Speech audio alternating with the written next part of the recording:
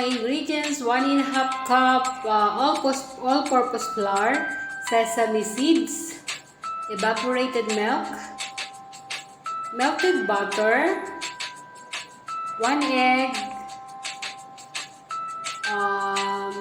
sugar, 1/3 sugar. Kailangan din natin ng milk, powdered milk. And then the last, ang ating baking powder. 1 spoon baking powder. Start na natin guys, lahat ng mga dry ingredients. Paghaluin na natin. Halu-haluin. Yan. Pagkatapos nating haluin, i-set aside muna natin siya. Lahat ng mga ingredients guys, lalagay ko sa description box para hindi kayo malito. Sa isang bowl naman, pagsamasamahin natin ang sugar. 1/3 sugar. Evaporated milk.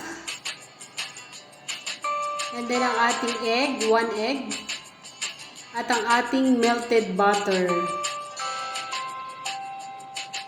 Yan. Halu-haluin hanggang sa mahilo.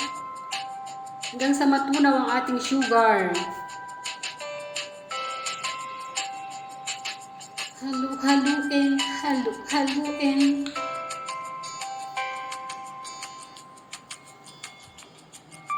Ngayon, pagsamahin na natin guys ang dry at saka yung liquid.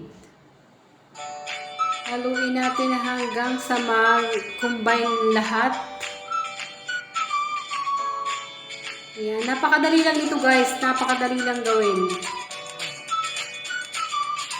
Pag medyo basa pa siya, dagdagan nyo siya ng all-purpose flour.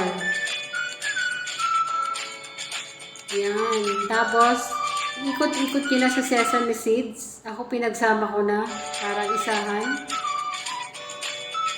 Ganyan lang guys kasimple. Ganyan lang kasimple ang ating binangkal. Merienda lang namin yan.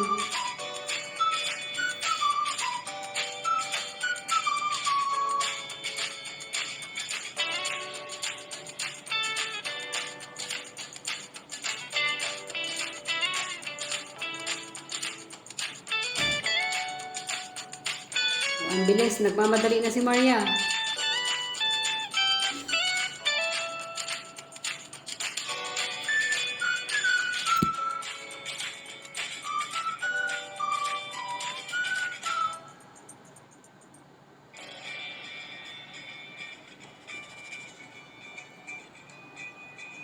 Yan, umpisahan na natin prituhin. Dapat mainit guys yung ating mantika ha, bago nyo ilubog. Kasing init ng ulo ko. Char!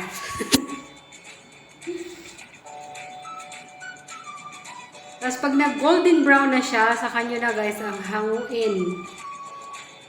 Yung luto na yan. Huwag nyo masyadong lakihan yung pagkakabilog. Dapat tama lang. Yung sa akin kasi hindi pare-pareho yung sukat eh. Wala akong sukatan eh.